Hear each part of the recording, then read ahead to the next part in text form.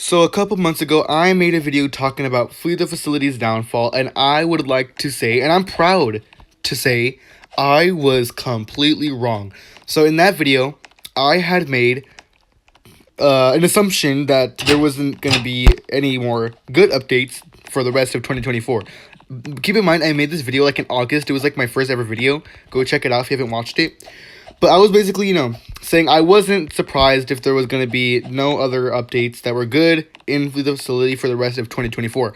And boy, was I wrong. And I'm happy to say I was wrong. Because I love Flee the Facility. It's my favorite game. It's my main game. Flee the Facility will always be number one on my list. No matter what other game I play, Flee the Facility will be number one. Now, I just want to say that I apologize to Mr. Wendy for, trashing his game, which is also my favorite game too. Trashing his game, basically saying he was gonna. But I was just making sure. Wait, what am I talking about? I'm just saying I'm sorry for trashing on Flee the Facility. I should have done that. But I did. I was kind of upset that Flee the Facility wasn't really getting any major updates. And as, a tryhard in Flee the Facility, a pretty decent player, a pretty, active player, that honestly upset me because I was just like, come on, I want to see more updates. Now, I'm just going around in circles. I literally can't find a computer. I swear I saw one.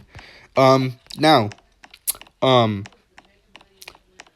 was wrong, and I want to say thank you, Mr. Wendy, for these updates because from what I understand is that I'm pretty sure he had motivation.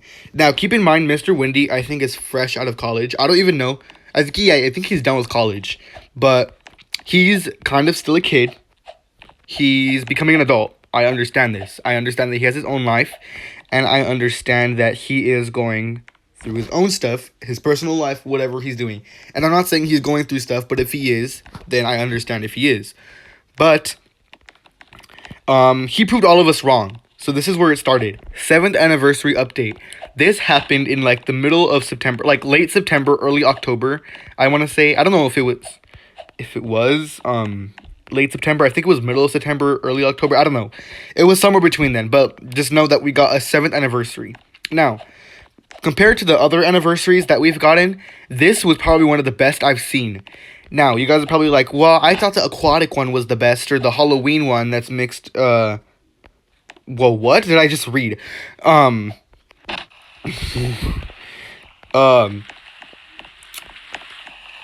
I think the one that was mixed with Halloween was the best. And I'm not saying that those updates were bad.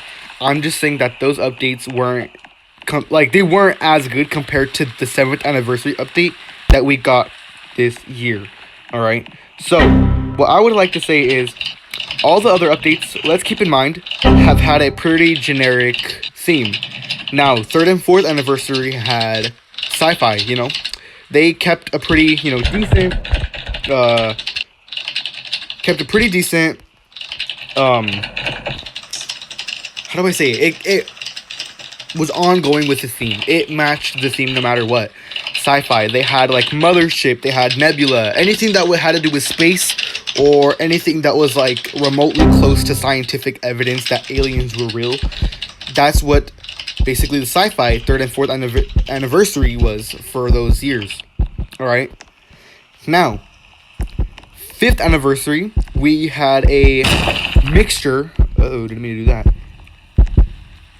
We had a mixture of Halloween and the anniversary of Flee the Facility. Now, that was one of the special ones, alright? Considering it was Halloween, and we were celebrating Flee the Facility's birthday a couple months late, and that was the first time that we got signs that Mr. Wendy was going to be late with the anniversary updates. That was the first time he was late. Now, I'm not saying he's posted Flee the Facility anniversary on its exact birthday, but it's always been in July or maybe August. But this one was in October. So, we got that one. The theme for the 5th anniversary was party, and it kept pretty generic. It was ongoing with the theme as well. And so was last year's, the aquatic one. Now we got 6th anniversary aquatic one. That was basically anything that had to do with the beach or anything that was underwater related. That was what the theme was. Now, We fast forward to 2024 this year. We get the 7th anniversary. We get mythology. We get stories. Okay, we get, I forgot, it was called Greek mythology.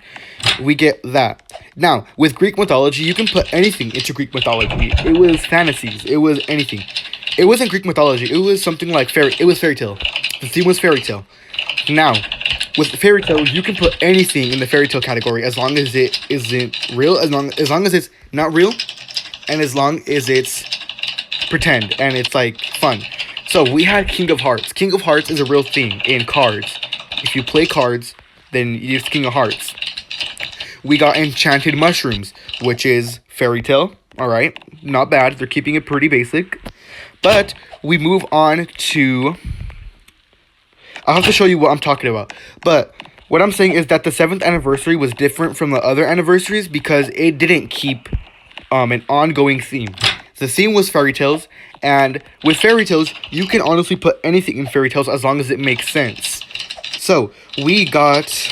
What did we get? Who got captured? What did we get? We got a... We also had a spring update with the... So see, this is what I'm talking about. We got a spring update. We got a fairy tale update. I think we also got a summer update with the fairy tale update for the 7th anniversary. So we even got a watering can. We even got watering cans. We got bees.